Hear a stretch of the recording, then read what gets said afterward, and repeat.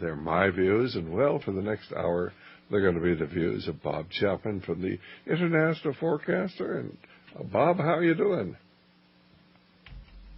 Bob, let's see. I guess Bob is not on the line yet. Well, he's called in, and hopefully my secretary will be passing him through so we can talk to him. But I'll tell you, lots of exciting things are happening out there in the financial field. And of course, if you don't know what's going on, why, an awful lot of people are going to get wiped out before this thing is over.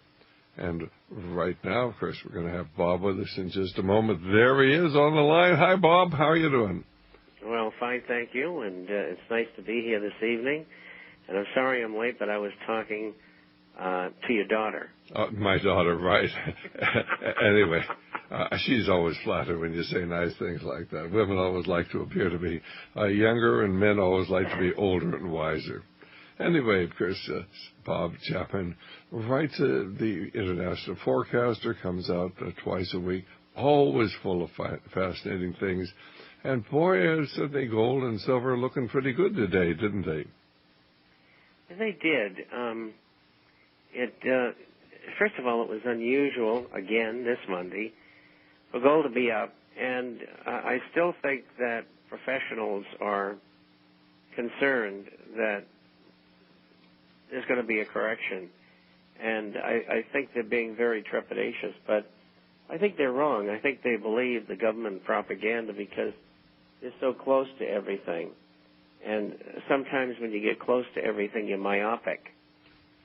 And, you don't act when you should. And anyway, this is going to keep on going up. It's not going back down. It's not going to test. And even if it did, what is it going to test? 1,000 or 1020 or 1040? Big deal. And, you've got these people that are running around not buying, and they're missing the whole market. I mean, just incredible. These are long-term investments. They're not for jackrabbits. And the average trader only makes 52 to 53, 54 correct trades out of 100, and he makes a living. How in goodness' name can these people think that they can figure the market out? You got to be kidding. Well, I think that, of course, so many people's lives are based upon greed and fear. And greed, of course, what you get in the market, and fear is when you can't sleep at night because you're losing money. And you got to be philosophical. If you can't sleep at night, you got no business being invested. And this is why I think an awful lot of people are in gold and silver, and they sleep like a baby because they just don't worry because they know that eventually it's going to go up.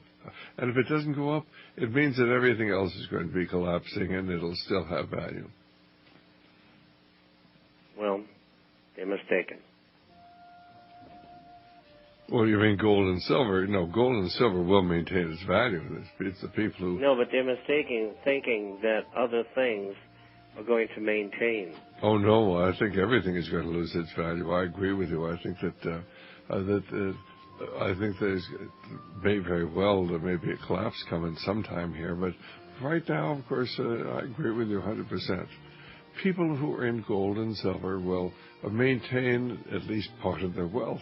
Maybe they'll maintain all the wealth. Maybe they'll make money. But at least they're not going to be like most people are going to lose everything as the whole system collapses and they impoverish our entire nation. We're going to be back here in just a moment with Bob Chapman right here at Radio Liberty. Well, this is Dr. Stan back here. Our guest, of course, is Bob Chapman. And Bob is simply talking about how the FDIC, with the full faith and credit of the United States government behind it, cannot possibly insure your bank account. I mean, they tell you you're going to insure your bank account, but they're bankrupt today. And of course, they have a $500 billion line of credit with the Treasury. But the Treasury doesn't have any money because they're government's having to borrow $5 billion a day just to keep going. So there's no way the Treasury can come up with $500 billion. And everybody knows that.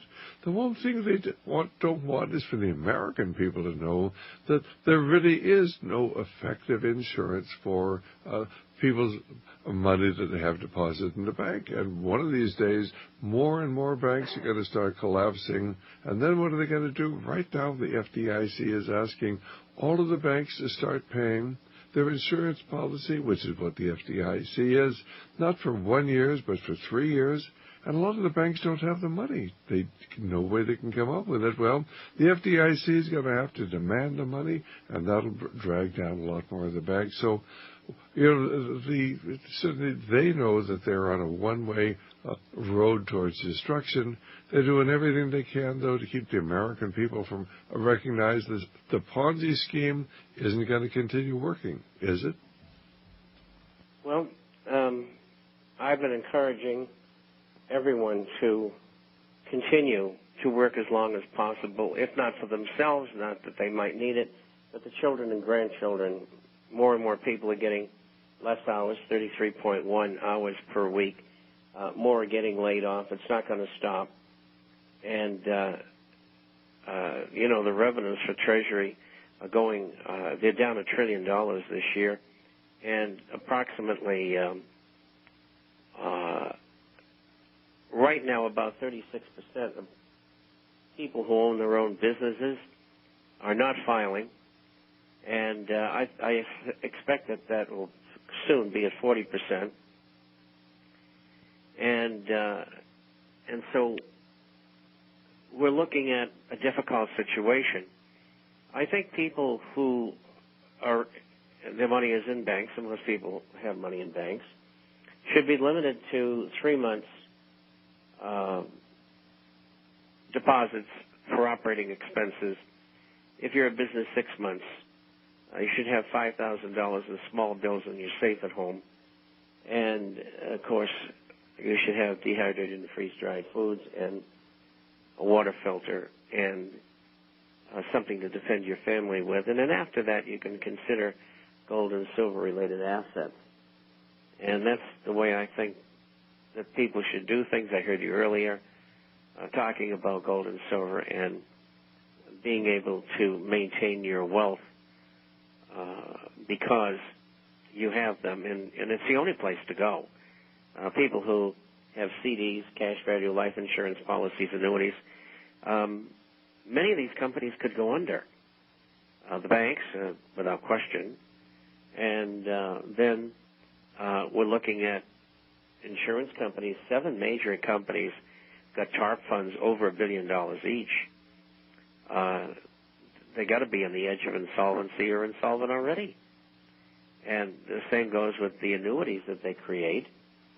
And